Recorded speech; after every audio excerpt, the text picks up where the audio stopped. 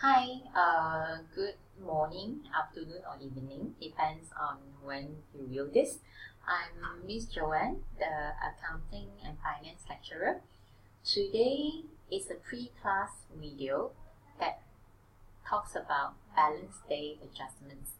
So if you remember balance day adjustment, it is actually done at the end of each financial year. So it can be in Australia, it can be happening in June, 30th of June of each year, as the financial year begins for Australia on 1st July. Alright, so let us try to understand what is balance day adjustment. Okay, so balance day adjustment adjusts all income and expenses accounts using accrual basis accounting. Okay, so what is accrual basis of accounting? Under this concept, the income reported in the income statement would be income that are earned. When we say income that are earned, means income that is supposed to be received. Very different from cash basis accounting, because cash basis accounting said that income reported is cash that is received. So don't worry, let me give you an example. For example, let's say this particular business that we are all in rent out part of the premises to a tenant and in return receive rental income. Alright, so the rental income agreement with the tenant is 1,000 Australian dollar a month. So at the end of the financial year, let's say it's 12 months, it will be 1,000 times 12 equals 12,000 of rental income. So this 12,000 rental income would be reported in the income statement because they are supposed to be earned, they're supposed to be received. However, we know in reality, some tenants may have paid earlier in advance or haven't paid, means to say the tenant owes us money. So take back the example, rental income earned is 12,000, similar to 1,000 times 12, in comparison with, let's say, as a company, we only receive 8,000 for the whole year. So under 8,000 for the whole year, it will be reflected in the ledger account called rental income as a balance carried down, which is then posted to trial balance as rental income 8,000. Okay, from there we need to adjust the trial balance amount to reflect 12,000. So 4,000 would be income not received. Alright. Okay, so that is income. Under the accrual basis accounting as well, expenses are matched with related revenues or income when the expense is incurred. For example, the electricity bill is $500. It will be reflected in the income statement and not the $250 that the business has paid. Alright? So why it is done onto income and expenses account? So that when we take the income and expense item from the trial balance to the financial statement, in this case the statement of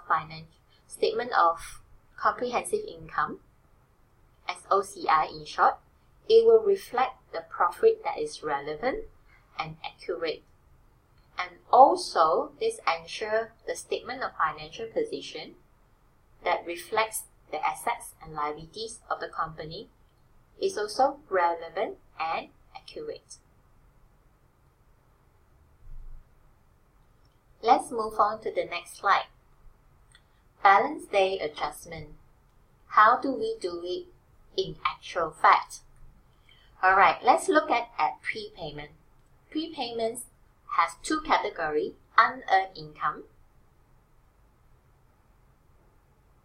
or in layman term we call it income received in advance, and prepaid expenses, expenses paid in advance. So when we look at trial balance as at 30th June 2027, we have unearned sales 609,000 and prepaid insurance of 25,000. Additional information for this says that unearned sales on 30th June 2027 was 13,000. So how do we adjust our trial balance? So what do we do is we minus the 13,000 because unearned sales means sales that we receive in advance which belong to the next financial year. So when we put sales in our SOCI, it will reflect 609,000 minus 13,000. Okay, and we find the figure to be reflected in our sales. Okay, why is it important to put a bracket for CL? Because unearned sales, income received in advance, means we owe something. Means to say that we receive money first, but the goods has not been delivered to the customers. So the 13,000 will be reflected in SOFP, Statement of Financial Position. Alright, so again, let me repeat. Sales in SOCI would be 609,000 minus 13,000. And in SOFP, 13,000 will be reflected under current liabilities. Alright, okay, prepaid insurance on 30th June 2027 was 5,000. What does it mean? At the end of the financial year, the business paid in advance 5,000, which belong to the next financial year. So what do we do here is we minus our 5,000 over here.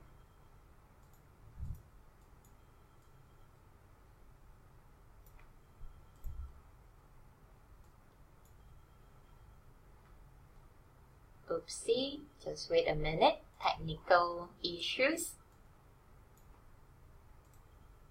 Okay, so we minus 5,000 over here. So in insurance, as an expense, reflected in SOCI would be 25,000 minus 5,000, which is 20,000, would be reflected in SOCI as insurance. Insurance that's incurred for the financial year. As for the 5,000, when an expense is paid in advance, means it is our current asset. That means someone owes us something. So in this case, who owes us? It would be the insurance company owes us the protection service. Alright? Okay, so let's move on to the next one. Accruals. Okay, accruals got two things. Accrued income means income has not been received, and accrued expenses. Expenses has not yet been paid. Same thing here, we will have trial balance. We have commission received under the credit sign, 5,002, and we have electricity, 2,510. So under the additional information, we'll see this accrued commission income was 1,005. So what do we do here? It says at the end of the financial year, we still haven't received commission of 1,008. So in this case, what we do is we add.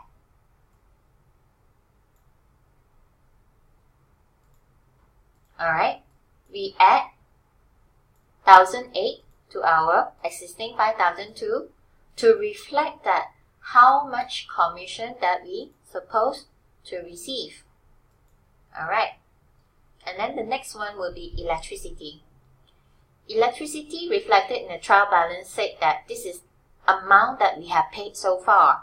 But it says here, 1,002 has not been paid. So what do? Is we have to add in the 1,002 that hasn't been paid because it's actually incurred during the financial year. Alright, so again, let me repeat. In SOCI, Standard of Comprehensive Income, Statement of Comprehensive Income, commission received will be 5,002 plus 1,008. Alright. In SOFP, accrued commission will be reflected under current assets. Alright. Then the next one would be electricity. Electricity is an expense, so it will be reflected as 2,510 plus 1,002 under SOCI. Alright. In SOFP, it will reflect as 1,002 as accrued electricity under current liabilities. So, if we reflect back on with prepayment and accrual, we will notice one thing, very apparent thing here. Whenever something that is prepaid in advance, either is received in advance or paid in advance, it also always means it belongs to the next financial year. So anything that belongs to the next financial year need to minus from the trial balance. Alright? And you can see here, anything that is accrual means has not been either received or paid will need to be added in to the income or expenses amount. Alright? That is for SOCI. However, in terms of understanding of current liability and current assets, you need to know the position of who owe who. For example, income received in advance. So you receive a sales money that received in advance, but services has not been rendered. So in this case, we owe something. So it's current liability. When we overpay or pay in advance for our expenses, it means somebody owes us a service. So that's why it will be under current assets. When it comes to accrual, commission not yet received, it means that somebody owes us commission, so it will be under current assets. And as in electricity, that is accrued means we owe someone's electricity in terms of payment, so it becomes current liability. Alright, so I hope this balance sheet adjustment part A has made you understand more on how to adjust your trial balance before we move on to the next step, which is to do financial statement, either SOCI, Statement of Comprehensive Income, or SOFP, Statement of Financial Position. So that's all for part A. I look forward to see you in part B.